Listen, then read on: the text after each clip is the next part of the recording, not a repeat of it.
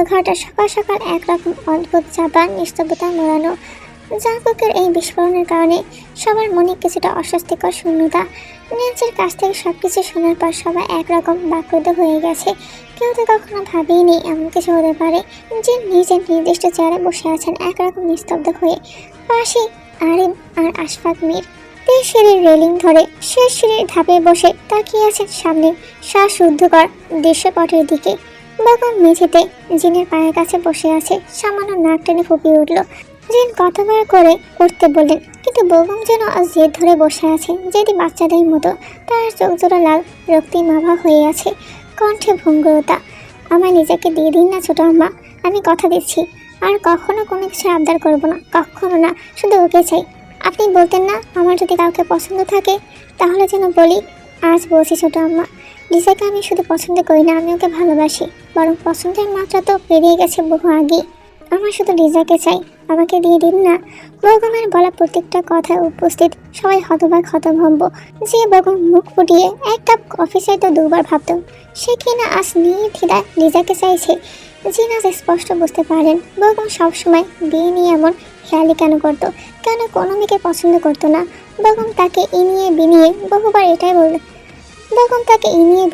বহুবার এটাই বোঝাতে চেয়েছে, অথচ বিচক্ষণ জিন এটা বুঝলেন না। সে খুব হতাশ। তার দুই ছেলেকে তিনি বুঝতে পারলেন না। আশফাক মীর এসে বেগমকে টেনে উঠাতে চাইলেন। তোর মাথা খারাপ হয়ে গেছে বেগম, উঠে আয়।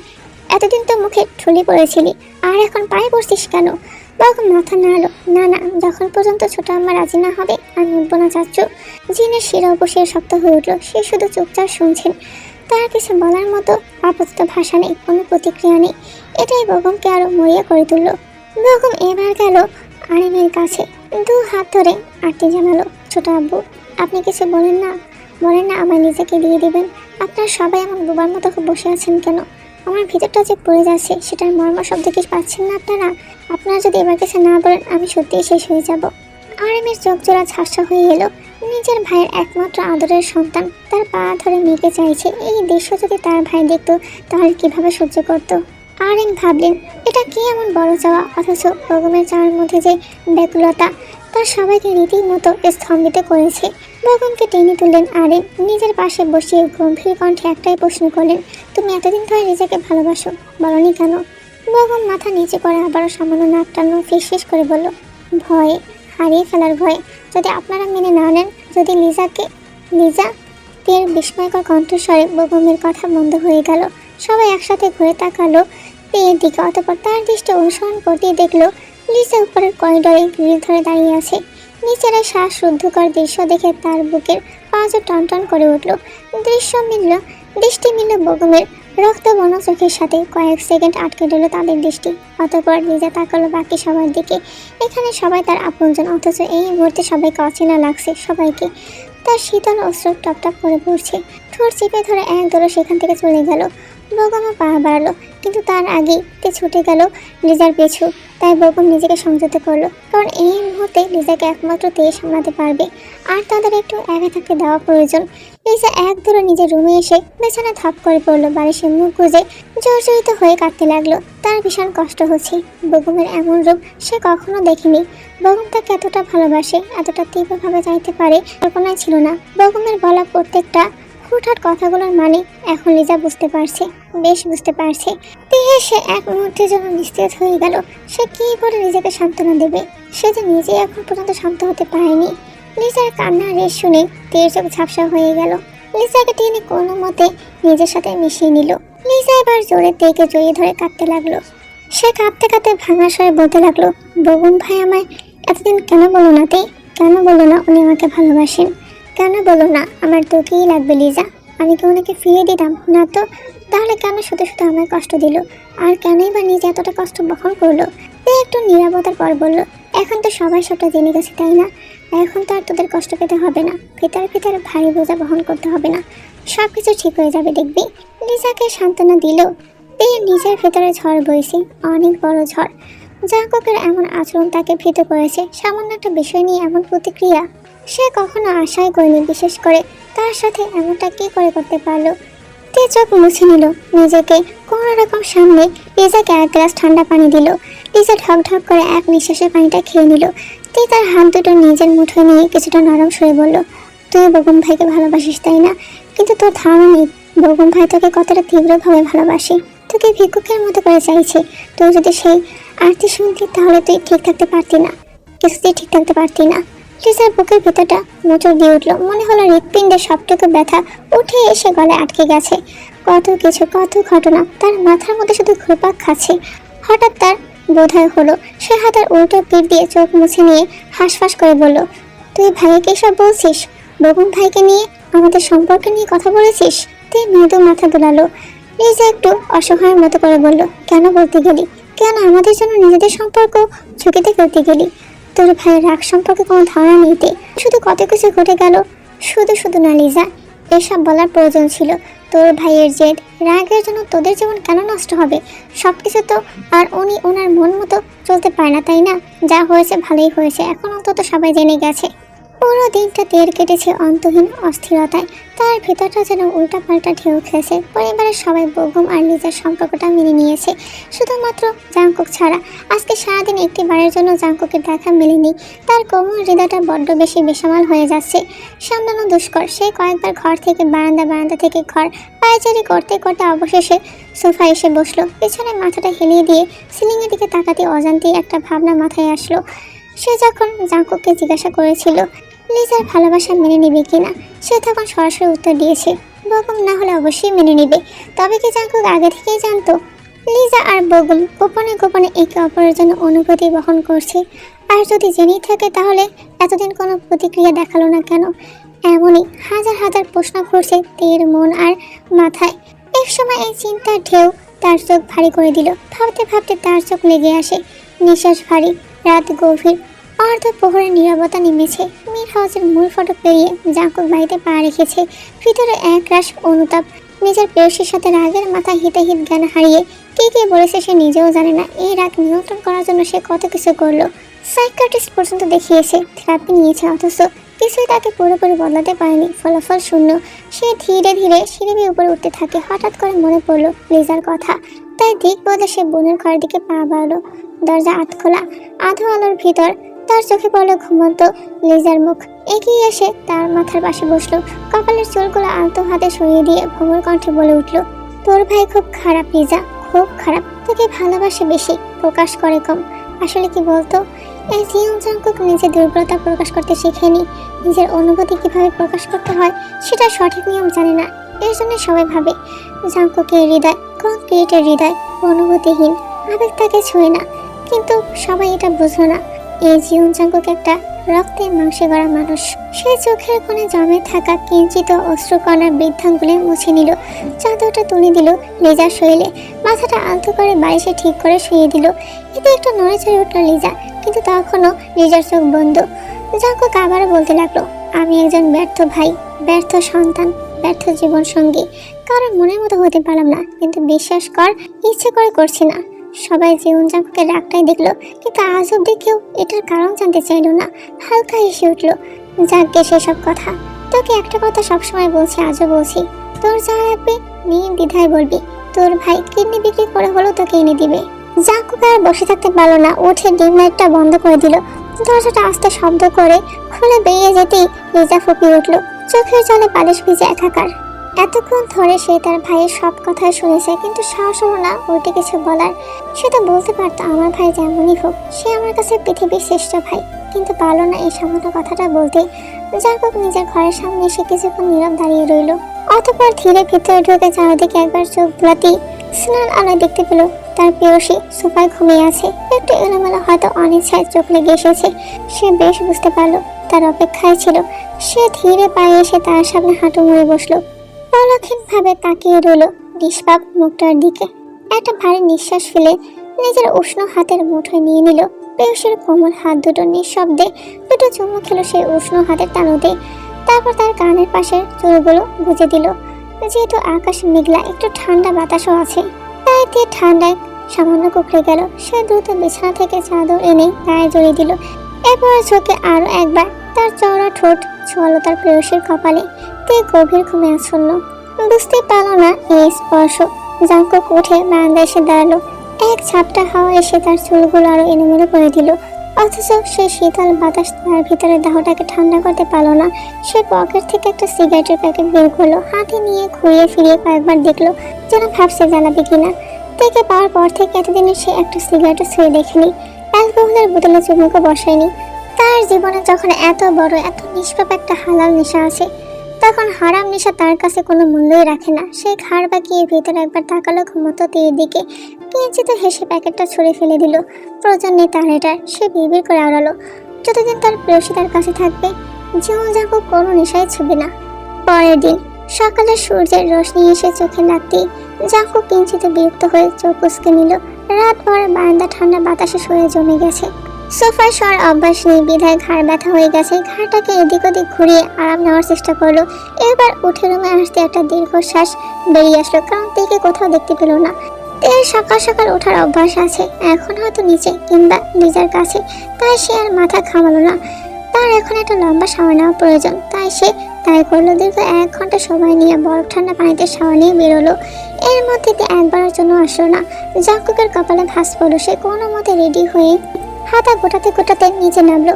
তখনই চোখে পড়লো হল ঘরের রমরমা পরিবেশ। তার বড় চাচা এবং বড় চাচি দুজনেই জার্মানি থেকে ফিরেছে।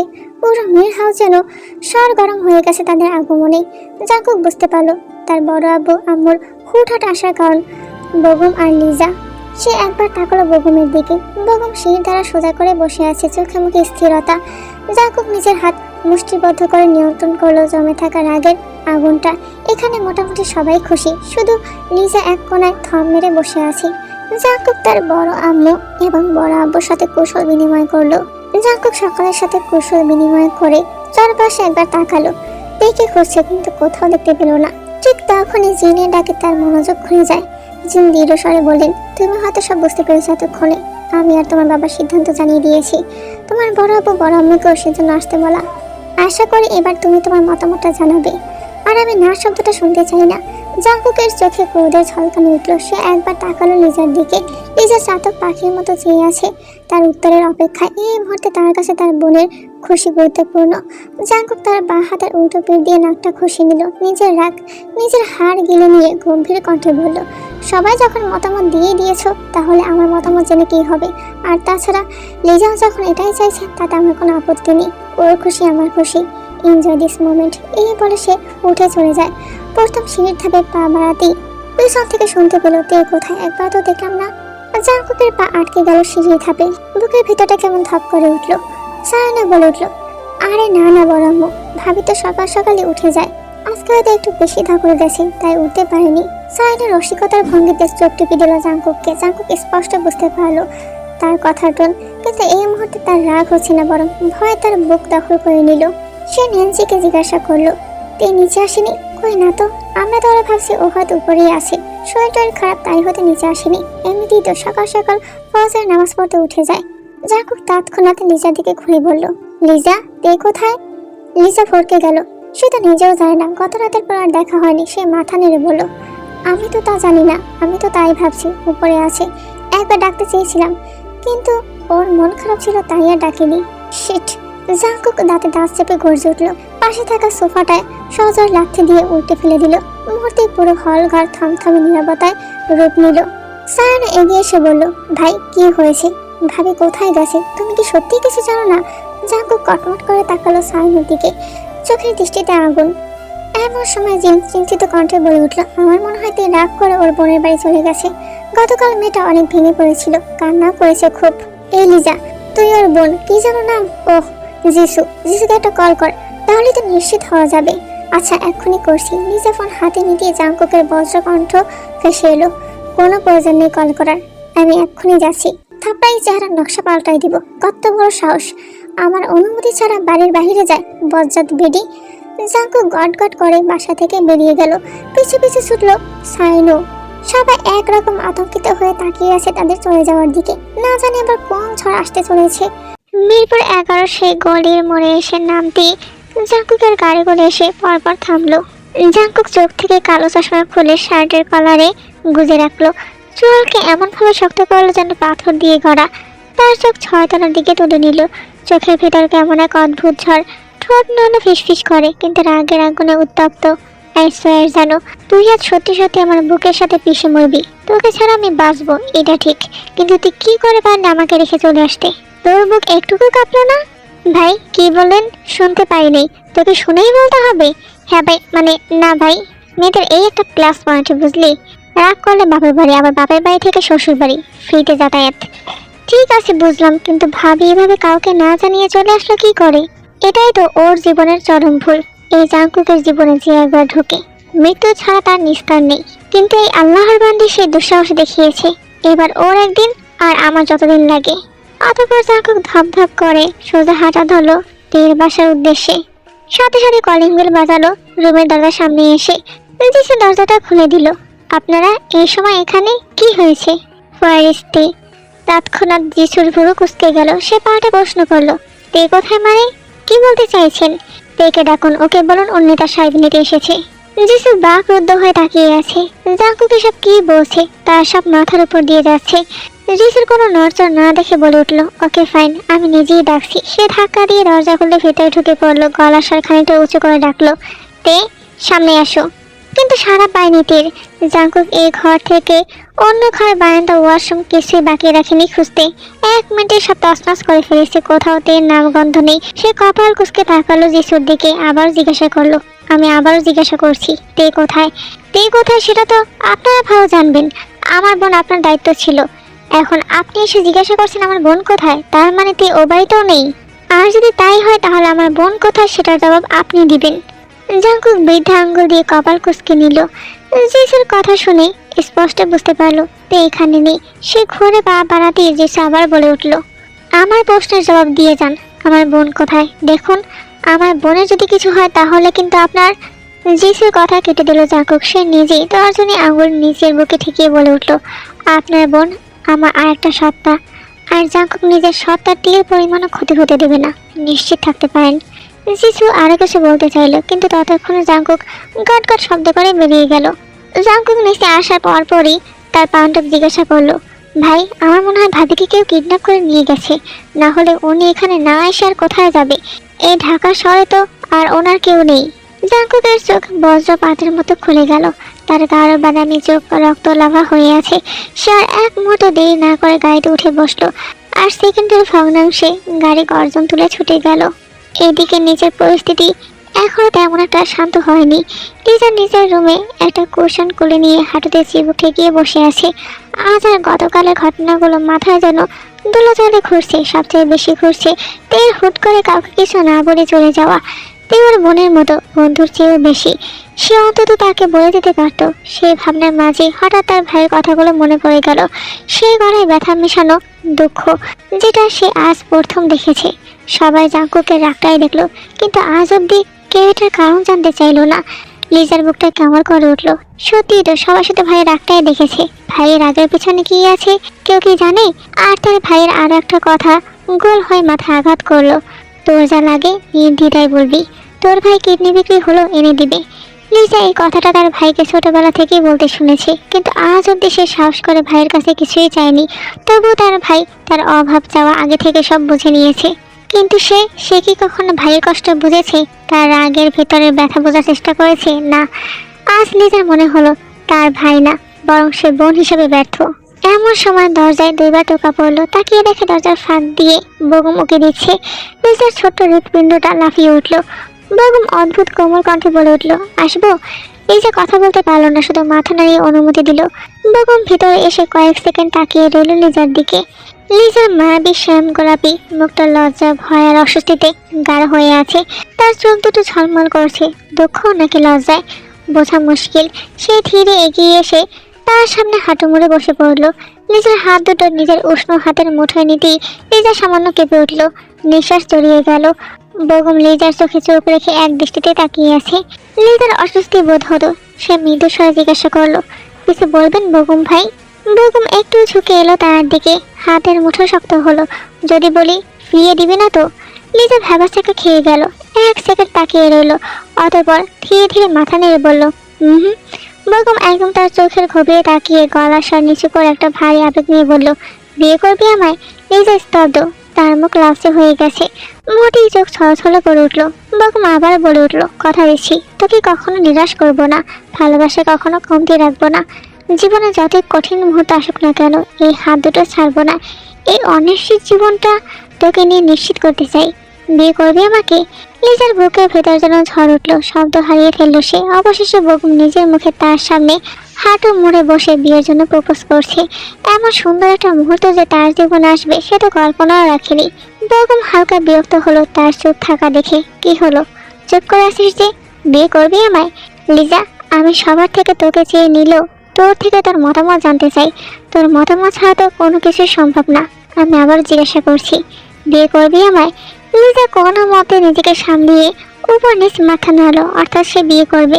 কিন্তু বেগমের সে উত্তর পছন্দ হলো না। সে গম্ভীর কণ্ঠে বলল, মুখে বল হ্যাঁ অথবা না। লিজা থরথর গলায় বলে উঠল, হ্যাঁ করব। বেগমের ভিতরে এক অদ্ভুত প্রশান্তি বয়ে গেল। তার ঠোঁটের কোণে মৃদু হাসির ঝলক। সে পকেট থেকে একটা ছোট বক্স বের করলো। বক্স খুলতেই ডায়মন্ডের রিং চকচক করে উঠল। বেগম তার নরম হাতটা তুলে নিয়ে আঙুলে রিং পরিয়ে দিয়ে বলল, আজ থেকে এটা তোর আর তুই আমার। এই কথাটা যেন কখনো ভুলে যাস না।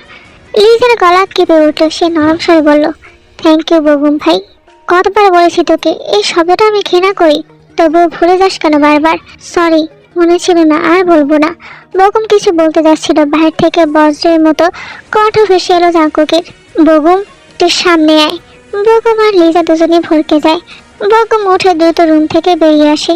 বের হতে না হতেই জাঙ্কুক তার উপর হায়নার মতো ঝাঁপিয়ে পড়লো। শার্টের কলার মুঠো করে দেয়ালে চেপে ধরে চেঁচিয়ে উঠল, তে কোথায়? আমার তে কোথায়? লিজা ভয়ে জমে গেল দরজার পাশে। পেছন থেকে সাইনো আর সবিন টানতে লাগলো জাঙ্কুককে, কিন্তু জাঙ্কুক তাদের ধাক্কা দিয়ে সরিয়ে দিল। তার আগে তার বুক ওঠানামা করছে। বেগম কাশতে কাশতে বলতে লাগলো, আমি কি করে জানবো তুই কোথায়? তুই সব জানিস, সব। ভালো মানুষ হবার চেষ্টা করবি না। তোর এই ভালো মানুষের মুখোশের আড়ালের রূপ আমার জানা আছে। আমি দ্বিতীয়বার জিজ্ঞাসা করবো না। ভালোই বলে দে আমার তুই কোথায়, ওকে কোথায় লুকিয়ে রেখেছিস? বেগম ঝটকা মেরে জাঙ্কুকের হাত সরিয়ে দিল, শার্টের কড়া ঠিক করে নিল। জাঙ্কুকের মুখের সামনে তর্জনী আঙুল তুলে বলল, সব কিছুতে আমাকে দোষারোপ করা বন্ধ কর জাঙ্কুক। আমি বলছি তো, এবার আমি তেয়ের সাথে কিচ্ছু করিনি। ও কোথায় আছে আমি জানি না। তোকে আমি কি করে বিশ্বাস করব? তুই নিজের স্বার্থের জন্য কি কি করতে পারিস সেটা আমি খুব ভালো করে জানি। শেষবারের মতো জিজ্ঞাসা করছি, তুই কোথায়? এক কথা আমি কতবার বলবো? আমি জানি না তুই কোথায়। একটা ভুলের জন্য বারবার আমার দিকে আঙুল তোলা বন্ধ কর। সেদিন যেটা হয়েছে সেটার জন্য আমি অনুতপ্ত। আমি আমার করা ভুলের জন্য ক্ষমা চেয়েছি। জাঙ্কুক তেড়ে গেল তার দিকে। ততক্ষণে বাড়ির সবাই এসে হাজির। জাঙ্কুক বেগমের দিকে তাকিয়ে ফুঁসতে লাগলো, দাঁত কিরমির করে হুঙ্কার ছাড়লো, ওটা ভুল ছিল না, ওটা তোর প্রিয় প্রাণ ছিল। আর জাঙ্কুকের কাছে ভুলের কোনো ক্ষমা নেই। শুধুমাত্র লিজার কারণে আমি চুপ আছি। কিন্তু সোয়ার বেগম, এবার যদি তের হারিয়ে যাওয়ার পিছনে তোর হাত থাকে তাহলে আমি তোকে মেয়ে সত্যি সত্যি চালের ড্রামে ঢুকিয়ে রাখবো। রাগে ফুসতে ফুসতে নিজেকে ছাড়িয়ে নিল জাঙ্কুক। এরপর যেভাবে গটগট করে এসেছিল সেভাবেই বাসা থেকে বেরিয়ে গেল। সাইন আর সবিন তার পেছনে যায়। জাঙ্কুকের চাচা এবার সন্দেহের চোখে বেগমের দিকে তাকায়। বেগম কি করেছিল? কোন ভুলের কথা বলছে? বেগম আর লিজার সম্পর্ক মেনে না নেওয়ার কারণ কি তবে এটাই ছিল? সে আবার চিন্তা ভাবনা পেছনে ফেলে জাঙ্কুকের পেছনে গেল। দেখে না পেলে ঢাকার আকাশে এবার তৃতীয় বিশ্বযুদ্ধ লাগবে। লিজা বিস্ময়ের দৃষ্টিতে তাকিয়ে রইল বেগমের দিকে। বেগম নিজের বাহু টান টান করে দাঁড়ালো। এক ধাপ এগিয়ে আসতেই লিজা বলে উঠল, আপনি তের সাথে কি করেছিলেন বেগম ভাই? সেদিন ভুল করেছেন মানে? কি করেছেন? বেগমের পা থেমে যায়। সে এখন কি করে বোঝাবে লিজাকে? সে যা করেছে তাকে পাওয়ার জন্য করেছে। লিজাকে মেনে নিবে তার এই চরম ভুলটা? বেগমকে চুপ করে থাকতে দেখে আবার লিজা বলে উঠল, এই কথা কেন বলেছেন যে আপনি সেদিন যা করেছেন তার জন্য অনুতপ্ত? ভাইয়া, তের সাথে আসলে কি করেছিলেন আপনি? লিজার কথাগুলো যেন ধারালোর মতো বিঁধল তার বুকের ভেতর। হৃৎপিণ্ডটা যেন কেউ জোরে মুঠো করে ধরে রেখেছে। শ্বাস প্রশ্বাস নিতে কষ্ট হচ্ছে। সে ভয় পাচ্ছে, ভীষণ ভয়। এতদিনের চাওয়া পাওয়া অনুশোচনা অনুতাপ পেরিয়ে সবই তো সে লিজাকে পেতে বসেছে। যদি লিজা এখন তাকে ঘৃণা করে বসে, যদি দূরে সরে যায়, সেই ব্যথা সে সহ্য করতে পারবে না, কখনোই না। সে মনে মনে স্থির সিদ্ধান্ত নিল, সত্যটা কিছুতেই লিজাকে বলবে না। যে সত্য বললে সম্পর্ক শুরু আগেই ভেঙে যাবে। সেই সত্য জানিয়ে লাভ কি? বেগম গম্ভীর স্বরে বলে উঠল, সবকিছু জানা সবসময় ভালো না লিজা। কিছু কিছু জিনিস অজানা থাকাই ভালো। এটাও থাকুক না তোর অজানা। লিজা বুঝতে পারলো বেগম বলতে আগ্রহী নেয়, তাই সেও আর জোর করলো না। তবে তার মনটা খসখস করতে লাগলো। নিচে তখন এক অদ্ভুত হট্টগোল। তীর হারিয়ে যাওয়া নিয়ে সবাই দিশেহারা। আর কানে ফোন চেপে ব্যস্ত পায়ে হস্তদন্ত হয়ে বেরিয়ে যাচ্ছিলেন, তখনই পেছন থেকে যেন উচ্চ স্বরে বলে উঠল, কোথায় যাচ্ছেন মন্ত্রী সাহেব? আরএম ঘুরে তাকালো, কান থেকে ফোন পাশে সরিয়ে বলল, কোথায় আবার? তোমার ছেলে ঢাকার বুকে তাণ্ডব শুরু করে দিয়েছে, তাণ্ডব। তার উপর দেশের আইন শৃঙ্খলা এখন তার দু হাতে ঝুলে আছে, আর তার উপরে ছড়িয়ে পড়েছে স্বরাষ্ট্রমন্ত্রীর বউ নিখোঁজ। পুরো শহর ঘিরে ফেলেছে ডিবি পুলিশ, প্রত্যেকটা অলি গলি বর্ডার চেকপোস্ট সব জায়গা। এমন অবস্থা আমি কি করে বসে থাকি বলো? তিনি একটা দীর্ঘ শ্বাস ছাড়লেন, তার ধারণা ছিল এমনটাই হবে। সে সামান্য কপাল কুঁচকিয়ে বলে উঠল, আপনার ছেলের তো মাথা সব তারই ছেঁড়া, সে পাগলামো করবে আমরা জানি, তাই বলে আপনিও তার সাথে যোগ দিবেন? আপনিও কি পাগল হয়ে গেলেন? আহা, তুমি বুঝছো রাজিন, ছেলের বাবা তো, একটু একটু ছেলের বাতাস তো লাগবেই আমার গায়ে। তাছাড়া আমার একমাত্র বৌমা নিখোঁজ, আমি কি করে ভেজা বিড়াল হয়ে ঘরে বসে থাকতে পারি বলো? আইএম একদল গার্ড নিয়ে দুটো পা ফেলে বাড়ি থেকে বেরিয়ে গেল। সন্ধ্যা ঘনিয়ে এসেছে, দূরে কোথাও আজানের সুর কানে আসছে। এবার একই সঙ্গে শহরের রাস্তার গাড়ির হর্ন, মানুষের চিৎকার, ট্রাফিক, সারাদিন সব মিলিয়ে অদ্ভুত এক শোরগোল। প্রতিটা অলি গলির টার্মিনাল চেক হচ্ছে। জাঙ্কুক তার তৈরি আর গার্ড নিয়ে প্রত্যেকটা শত্রুর আস্থানে হানা দিয়েছে। কোন শত্রু তার সাথে শত্রুতা করে তার প্রেয়সীকে অপহরণ করতে পারে এটা ভেবে।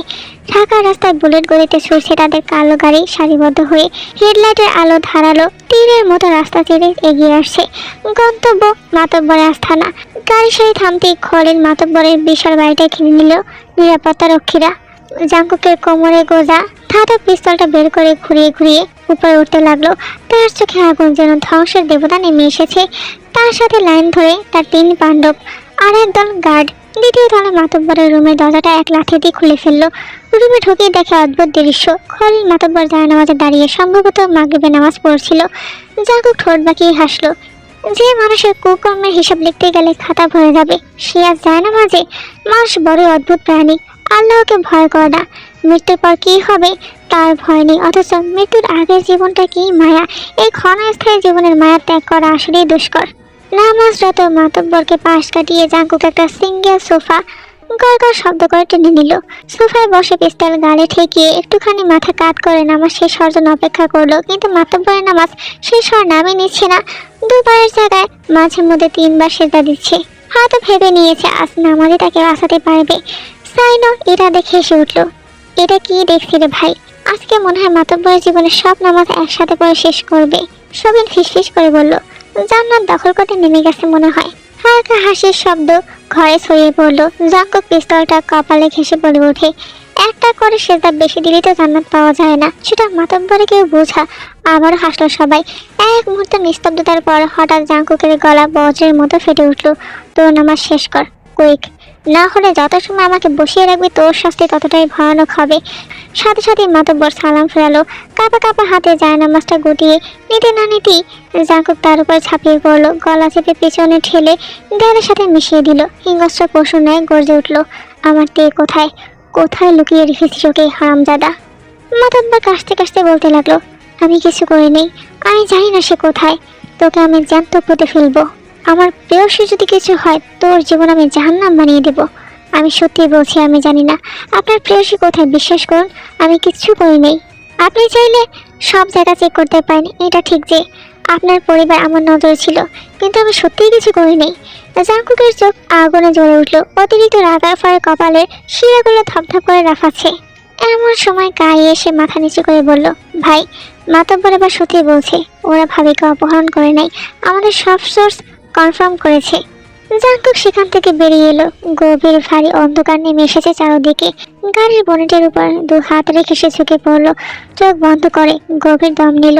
গলার ভেতরটা শুকিয়ে গেছে, বুকের পাঁজর টনটন করে উঠলো। তার প্রেয়সী গেল কোথায়? সে এবার মাথাটা তুলে কালো অসীম আকাশের দিকে তাকিয়ে বিড়বিড় করে আওড়ালো, শুধু একটা ইঙ্গিত দাও খোদা, না হলে আমি যে পাগল হয়ে যাবো ওকে ছাড়া। আমার যে দম বন্ধ হয়ে আসছে, পারবো না তো ওকে ছাড়া থাকতে। ঝড় সন্ধ্যার কালো মেঘে ঢাকা শহরটা যেন আরো অচেনা, আরো ভয়ার্থ হয়ে উঠেছে। বিমানবন্দর থেকে বুড়িগঙ্গা পর্যন্ত, কোরিল থেকে কামরাঙ্গীরচর পর্যন্ত সবার দরজা কড়া নাড়া হয়েছে, কিন্তু কোথাও তের হদিশ নেই। জাঙ্কুক নিজের গাড়ির পাশে নির্বাক হয়ে দাঁড়িয়ে আছে। না, শুধু দাঁড়িয়ে নেই, বরং যেন নিজের অস্তিত্বের শেষ ভরসাটুকু আঁকড়ে ধরে কোনোভাবে টিকে আছে। সে এখন কি করবে? কোথায় খুঁজবে তেকে? কোথায়? শহরটাকে উল্টে পাল্টে খুঁজেছে, তবুও তার প্রেয়সীর ছায়াটুকু পর্যন্ত পায়নি। সে তার মাথার চুল দু হাতে মুঠি করে টেনে ধরলো। ভিতরে যন্ত্রণা সহ্যের সীমা ছাড়িয়ে গেছে। রাস্তার মাঝে সে হাঁটু গেড়ে বসে পড়লো। ঠান্ডা বৃষ্টির পানি তার গায়ের প্রতিটি তন্ত ভিজিয়ে দিচ্ছে। পুরুষ মানুষের কান্না পৃথিবীতে বড়ই বেমানান, তাই তার অশ্রুকণা বৃষ্টির সাথে মিলেমিশে অদৃশ্য হয়ে যাচ্ছে। এভাবে কতক্ষণ বসেছিল সে নিজেও জানে না। হঠাৎই তার ফোনে কল আসলো। সে তার কাঁপা কাঁপা হাতে ফোনটা রিসিভ করলো। আর ওপাশ থেকে ফেসেলো তার চাচুর কণ্ঠস্বর। কোথায় তুই? এক্ষুনি বাড়ি আয়। আমি টিকে ছাড়া বাড়ি ফিরবো না চাচ্চু, কিছুতেই না। ওকে ছাড়া ওই বাড়িতে আমার দম বন্ধ লাগে। আমি এর ব্যাপারে জানতে পেরেছি, তুই তাড়াতাড়ি আয়। কথাটা শুনি বিদ্যুতের ন্যায় ফট করে উঠলো জাঙ্কুক। কণ্ঠ কাঁপিয়ে জিজ্ঞাসা করলো, কি বললে? কোথায় আছে তুই? কি জানতে পেরেছো বলো না আমাকে। এত কিছু ফোনে বলা সম্ভব না। তুই দ্রুত আয়। আসছি, আমি এক্ষুনি আসছি। ফোনটা গাড়ির পিছনের সিটে ছুঁড়ে ফেলে দিয়ে সে ড্রাইভিং সিটে উঠে বসে পড়লো। 1 সেকেন্ডের ব্যবধানে কালো গাড়িটা তীর বেগে ছুটে চললো বৃষ্টি ভেজা রাস্তায়। ঝড়ের গতিতে বাড়ি ফিরে আসতেই তার চাচুকে জিজ্ঞাসা করলো তোলা হয়ে, চাচু তে কোথায়? তুমি বলেছিলে তের ব্যাপারে জানতে পেরেছো, আমার তে কোথায়? কি হলো বলছো না কেন? তোমার আম্মাকে জিজ্ঞাসা করো, তোমার আম্মা সব জানে। তখনই আরেম বলে উঠলো, তোমার ছেলের বউ কোথায় সেটা বলে দাও জিন। এই বসে আমি আমার বউ হারাতে চাই না। জাঙ্কুক তার মায়ের দিকে তাকালো। তার মুখের ভাবভঙ্গি দেখে বোঝা যাচ্ছে সে আগে থেকেই সব জানতো। সে রেগে মেগে এগিয়ে এলো তার মায়ের কাছে। আম্মা, তুমি জানতে দিয়ে কোথায়? তাহলে কেন বললে না? কেন চুপ করে তামাশা দেখে গেলে? আমার ফিলিংসের কি কোনো কদর নেই? আমি পাগলা কুত্তার মতো পুরো শহর খুঁজেছি, আর তুমি সব জেনেও চুপ করে আছো কেন? জিন নিজের কাঁধের চাদরটা ঠিক করে বসলেন। তার ছেলে তার সাথে উঁচু করে কথা বলছে, তবে সেও কম কিসে। সেও ধরা করে দাঁড়িয়ে গলার স্বর রুক্ষ করে বলল, কারণ এটাই, এই যে তোমার কথা বলার ভঙ্গি, তোমার রাগ, তোমার জেদ, এই আচরণগুলোই তীর চলে যাওয়ার কারণ। তুমি যতদিন না বুঝবে কখন কার সাথে কোন সুরে কথা বলতে হয়, ততদিন তোমার কাছে ফিরবে না। জাঙ্কুক স্তম্ভিত হয়ে তাকিয়ে রইল। মানে তুমি তুমি ইচ্ছে করে তাকে সরিয়ে দিয়েছো আমার কাছ থেকে? দৃঢ়ভাবে জিন বলে উঠল, অবশ্যই। কেন আম্মা, কেন? কথাগুলো তার বুকের ভেতর থেকে বেরিয়ে এলো আর্তনাদের মতো। কারণ আমি তের বাবাকে ওয়াদা করেছি তার মেয়ের চোখে কখনো অশ্রুর কণা জমতে দেব না। কিন্তু তুমি ওকে কাঁদিয়েছ, তাই আমি ওকে সরিয়েছি। যেদিন তুমি ওর কদর বুঝবে সেদিন তে ফিরে আসবে। আমার কষ্ট কি তোমাদের কারো চোখে পড়ে না? দেখছো না আমি কেমন শুকিয়ে গেছি তের অভাবে। এভাবে চলতে থাকলে আমি তো চাপা শুটকি মাছের মতো হয়ে যাব। প্লিজ আম্মা, ভালোই ভালোই বলে দাও তে কোথায়, না হলে কিন্তু। কি করবে? আবারও ভাঙচুর করবে? জাঙ্কুকের চোখ জোড়া রাগে টকবক করছে। একাধিকবার নিঃশ্বাস নিয়ে নিজেকে গুছিয়ে নিতে চাইলো, তা পারল না। এক ছটকায় পাশের সোফাটাকে উল্টে ফেলে দিল। সে মোটেও ভালো মানুষ না, এসব সহ্য করার মতো অন্তত ধৈর্য তার নেই। তার নিঃশ্বাস বন্ধ হওয়ার উপক্রম, আর তার মা বলছে তার প্রেয়সীকে সে দেবে না। এরকম তাণ্ডব শুরু করে দিয়েছে। এক এক করে সব ভাঙচুর করতে শুরু করলো। সবাই ভয় আর আতঙ্কে একপাশে সরে দাঁড়ালো। এমন সময় একটা পরিচিত মিলি, খুব কোমল এবং একই সাথে বিদ্ধ করা এক কণ্ঠ শুনে তার সমস্ত দেহ কেঁপে উঠল। নেতা সাহেব! জাঙ্কুকের হৃদস্পন্দন থেমে গেল। হাতে একটা ফুলদানি ঝুলে রইল, চোখের পাতায় কাঁপন। সে কি ঠিক শুনেছে? সত্যিই শুনেছে, নাকি তার আবার ভ্রম? পর মুহূর্তে সে তার মুখ কাঠের ন্যায় শক্ত করে নিল। হাতের ফুলদানি ছুঁড়ে মারল মেঝেতে।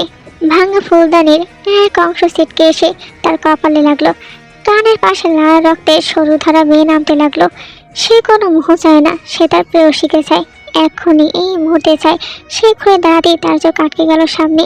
তার রক্তলাভা চোখের দৃষ্টি নিমেষে তুষারের মতো নরম হয়ে গেল। ঠিক তার সামনে লাল জামদানি শাড়ি পরে দাঁড়িয়ে আছে তার প্রেয়সী। ফর্সা মুখে লাল আভা ছড়িয়ে তাকে যেন আরো অপরূপ দেখাচ্ছে। তার মনে হলো না, এটা কল্পনা হতে পারে না, এটা ভ্রম হতে পারে না। তার প্রেয়সী তার একদম সামনে, তার খুব কাছে। তার প্রেয়সী দাঁড়িয়ে। জাঙ্কুকের বুকের ভেতরটা স্থির হয়ে গেল মুহূর্তের জন্য। সে ধীরে হাত বাড়িয়ে আঙুলের উল্টো পিঠ দিয়ে তীর গাড়ি স্পর্শ করে গালের উষ্ণতা, আর্দ্রতা, টান সব অনুভব করতে চাইল। পেয়ে নিঃশব্দ ঠোঁট চেপে রেখেছে অভিমানে। জাঙ্কুক কম্পিত গলায় বলে উঠল, তে। তে মাথা উপনিষ করে সাড়া দিল। জাঙ্কুক দীর্ঘ স্বস্তির নিঃশ্বাস ফেলল, যেন জীবন ফিরে পেয়েছে। সেই আনন্দ 1 সেকেন্ড স্থায়ী হলো না। তার মনে পড়ল তে তাকে ছেড়ে চলে গিয়েছিল। মুহূর্তে তার মুখের ভঙ্গি বদলে গেল। সে তেয়ের জোয়ার শক্ত করে চেপে ধরল, কণ্ঠে তীক্ষ্ণ গর্জন। কি করে? হ্যাঁ, কি করে পারলে আমাকে ছেড়ে চলে যেতে জানো? বুক কাঁপলো না তোর? শ্বাস বেড়ে গেছে খুব, তাই না? কিছু বলছি না বলে দিন দিন শ্বাস বেড়ে যাচ্ছে। আমি বলেছি না আমাকে না বলে কখনো যাস না? তাহলে কেন গেলি? কোনো আইডিয়া আছে আমার ভিতর কোন ঝড় বইছে? ধারণা আছে তোর? তীর চোখ বেয়ে গড়িয়ে পড়তে লাগলো সূক্ষ্ম অশ্রুর ধারা। সে ঠোঁট কাঁপিয়ে কিছু বলতে চাইলো, কিন্তু বলতে পারলো না।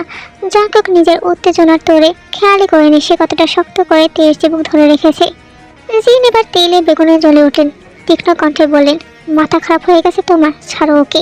তে যেতে চায়নি, আমি জোর করে ওকে নাসরিনের সাথে পাঠিয়েছি, ওকে কয়েকদিন সেখানে থাকতে বলেছি, তাতে যদি তোমার একটু শিক্ষা হয়। কিন্তু না, ও তো তোমার মতোই পাগল, একদিন যেতে না যেতেই ফিরে এসেছে। তে এবার ফুপিয়ে কেঁদে উঠল। ন্যান্সি শান্ত করার জন্য জাঙ্কুককে বলে উঠল, জাঙ্কুক বাবা মাথা ঠান্ডা কর, এত রাগ ভালো না বাবা, দেখ তে তোকে ভয় পাচ্ছে। জাঙ্কুক আবারও খেপে আসতেই ন্যান্সি তার সামনে এসে দাঁড়ালো, আর তে তার পেছনে। জাঙ্কুক এবার গর্জে বলে উঠল, তে সামনে আসো। জাঙ্কুকের কণ্ঠ বজ্রের মতো ফেটে পড়ল। তে ন্যান্সির পেছনে মাথা নিচু করে দাঁড়িয়ে রইল, যেটা জাঙ্কুকের একদমই পছন্দ হলো না। সে বাঁ হাতের উল্টো পিঠ দিয়ে নাকটা ঘষে রাগটা নিয়ন্ত্রণ করলো, অতঃপর এগিয়ে গিয়ে তের হাতের কবজি ধরলো শক্ত করে, এক প্রকার টেনে আনলো সামনে। কিন্তু তের অন্য হাত ধরে আছে তার মা। জাঙ্কুক চিৎকার করে উঠল, আম্মা হাত ছাড়ো, তুমি আগে ছাড়ো ওর হাত, ও যাবে না তোমার সাথে। জাঙ্কুকের চোখ লাল হয়ে উঠল, সে ঘুরে কটমট করে তাকালো তার বাবার দিকে। বাবা, তোমার বিয়ের তো বউকে সামলাও, না হলে আমি কি করতে পারি তুমি খুব ভালো করেই জানো, আমার ধৈর্যের টেস্ট করো না। আরেন উঠে দাঁড়ালেন, কপালে বিরক্তির ছাপ। সে বলে উঠল, জিন ছেড়ে দাও তেকে, এই বয়সে সংসার নিয়ে টানাটানি আর ভালো লাগে না। আর আমারও কপাল বটে, নিজের ছেলে কথায় কথায় বাপের সংসার ভাঙার হুমকি দেয়। জিন তীক্ষ্ণ দৃষ্টি ছুঁয়ে দিলেন স্বামীর দিকে। তার কিছু বলে ওঠার আগেই তে মৃদু কাপা কণ্ঠে বলল, আমা ছাড়ুন, আমি ওনাকে সামনে নিব, আপনি চিন্তা করবেন না। জিন এবার তাকলো তের দিকে। তার চোখ জোড়া দেখে সে বুঝলেন তার ভেতরে টানা পড়ুন, ভালোবাসা, অস্থিরতা সবকিছু মিশে আছে। সে আর কি করবে, অসহায়ের মতো বাধ্য হয়ে হাত ছেড়ে দিল। জাঙ্কুক আর এক মুহূর্তে দেরি করলো না, তের হাত শক্ত করে টেনে নিয়ে গেল সিঁড়ির দিকে। তে শাড়ির কুচি বারবার পায়ের নিচে পেঁচাচ্ছে, তবুও সে তার নেতা মশাইয়ের পায়ের সাথে তাল মিলিয়ে হাঁটার চেষ্টা করছে। হলঘরের সবাই হতবাক হয়ে তাকিয়ে আছে তাদের দিকে। উপরে তেকে নিয়ে আসতেই বিস্ফোরণ ঘটালো। জাঙ্কুক দরজাটা বন্ধ করে দিল, এত জোর শব্দ হলো যে রুমের দেয়ালগুলো কেঁপে উঠলো। তেই গুটিসুটি মেরে দাঁড়িয়ে আছে। জাঙ্কুক নিজের ক্রোধের গতি সামলাতে না পেরে পায়চারি করতে লাগলো রুমের এদিক ওদিক। পকেট থেকে মোবাইল, ওয়ালেট, চাবি যা যা ছিল সব বের করে ছুঁড়ে মারল সোফায়। শার্টের কলার 2-3টা বোতাম খুলে দিল, তবু রাগ কমছে না, বরং আরে বেড়ে উঠছে। যতবার তার মাথায় আসছে যে তে তাকে ছেড়ে চলে গিয়েছিল, ততবার রাগের তীব্রতা যেন 303 ডিগ্রি সেলসিয়াস ছাড়িয়ে যাচ্ছে। নিজেকে আর নিয়ন্ত্রণ করতে পারলো না, কোনো অগ্রিম বার্তা ছাড়া ঠাস করে একটা থাপ্পড় বসে দিল তের কোমল গালে। তের মাথা হেলে গেল পাশে, চোখ জ্বালা করতে লাগলো ব্যথায়, গাল লাল হয়ে উঠল মুহূর্তে। তবুও সে কোনো মতে নিজেকে সামনে দাঁড়িয়ে রইল, কারণ ভুলটা তারই। সে ছেড়ে গিয়েছিল এই পাগল মানুষটিকে, যে তাকে ছাড়া কিছুই বোঝে না। কিন্তু মুহূর্তেই জাঙ্কুক নিজের ভেতরে বজ্রপাত হলো, সে তার প্রেয়সীর গায়ে হাত তুলেছে। এই উপলব্ধিতে সে নিজে ক্ষিপ্ত হয়ে বসলো নিজের উপর। ড্রেসিং টেবিলের ভাঙা আয়না একের পর এক খুশি মারতে লাগলো, তার গলা কাঁপতে লাগলো। রাগে না ব্যথায় নাকি ভয়ে বোঝা দেয়। কেন আমাকে এতটুকু ভালোবাসলি না জানো? কেন কেন চলে গেলি? কেন আমায় বোঝার চেষ্টা করলি না আমি কি এতটাই খারাপ? তাহলে জেনে শুনে আমার জীবনে কেন আসলি? আমি তো তোকে জোর করিনি, ফোর্স করিনি, নিজের ইচ্ছেতেই যখন এলি, তাহলে ছেড়ে গেলি কেন? কেন? প্রত্যেকটা কথা তার ভেতরের দহন ছেড়ে বেরিয়ে আসছে। কথাগুলো বলতে বলতে জাঙ্কুকের গলা কাঁপছে। আমি তো তোকে বলেছিলাম আমাকে ছেড়ে দাস না, আমি ঠিক থাকতে পারি না, আমার এই এলোমেলো জীবন আর এলোমেলো হয়ে যায়। তবু কত সহজে আমাকে ছেড়ে চলে গেলি। কেন? আমি পাগল তাই? আমি উগ্র বদমেজাজি? মানিয়ে নেওয়া যায় না আমার সাথে? ঠিক আছে, তাহলে চলে যা। সে হাত তুলে দরজার দিকে ইশারা করে তেকে বসে বেরিয়ে যেতে। তীর চোখ ছলছল করছে, ঠোঁট কাঁপছে, বুক ওঠানামা করছে দ্রুত গতিতে। হঠাৎ করে সে দৌড়ে গিয়ে পেছন দিক থেকে জাঙ্কুককে জড়িয়ে ধরল। জাঙ্কুক প্রথমে অভিমানের আগে তাকে সরিয়ে দিতে চাইল, তবে তে ছাড়লো না, বরং আরো শক্ত করে জড়িয়ে ধরল। ফ্যাস ফ্যাস করে ভাঙা কণ্ঠে বলে উঠল, আপনাকে ছেড়ে কোথায় যাব বলুন? তীর চোখে পানে জাঙ্কুকের সাদা শার্ট ভিজিয়ে দিচ্ছে। তার নিঃশ্বাসের উত্তাপ ত্বক ভেদ করে সোজা হৃদয়ে আঘাত করছে। এমতো অবস্থা তার কি করা উচিত বুঝতে না পেরে কিছুক্ষণ স্তব্ধ রইল। তে পিছন থেকে আরো আষ্টে পিষ্টে ধরল। প্রেয়সীর অলিঙ্গনে জাঙ্কুকের স্ফুলিঙ্গের মতো রাগ মুহূর্তেই গড়ে গেল ঠান্ডার স্রোতে। সে ধীরে ধীরে ঘুরে মুখোমুখি হলো তের। লাশ সাইতে তার প্রেয়সীকে জ্বলন্ত হুড়পড়ি থেকেও কোনো অংশে কম লাগছে না। এই সাইতে তার প্রেয়সীকে দেখলে ভালো লাগার চাইতে কেন জানি ঈর্ষা কাজ করে। যদি কেউ তাকে এই রূপে দেখে তাহলে তার মায়াজালে আবদ্ধ হতে বাধ্য, যেমনটা সে আবদ্ধ হয়েছে। সে আর চায় না এই মায়াজালে সে বিনা অন্য কেউ বাধা পড়ুক। সে নিজের শরীর দিয়ে তেকে দরজার সাথে ঠেসে ধরলো, 2 হাত দিয়ে তার কোমর চেপে ধরলো।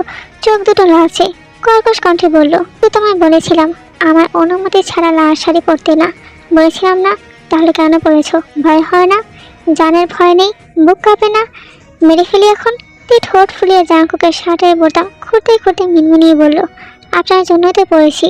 এখন আপনি আমাকে বুকের সাথে পিষে মারবেন নাকি বুকে জড়িয়ে আগলে রাখবেন, ওটা সম্পূর্ণ আপনার ব্যক্তিগত সিদ্ধান্ত। জাঙ্কুক অদ্ভুত এক নেশার দৃষ্টিতে পলক্ষীন তাকিয়ে রইল তার প্রেয়সীর পানে। কপালে পড়ে থাকা কানের পাশে চুল গোছা গুঁজে দিয়ে এক ঝটকায় নিজের বক্ষের স্থলে টেনে নিল। হাসকি স্বরে বলে উঠল, বেশ, তাহলে মেরে ফেলি, একদম আমার বুকের সাথে পিষে মেরে ফেলি। তার অলিঙ্গন আরো শক্ত হলো। তেও তাকে জড়িয়ে ধরে পাগলের মতো মাথাটা গুঁজে দিল জাঙ্কুকের বুকে ঠিক মাঝখানে, মুখে লাজুক হাসি। আর আজকের পর্বটি এই পর্যন্তই। বেশি বেশি করে লাইক, কমেন্ট এবং সাবস্ক্রাইব করতে একদমই ভুলবে না। আর হ্যাঁ, পরবর্তী পার্টের জন্য কিন্তু বেশি বেশি করে কমেন্ট করতে হবে।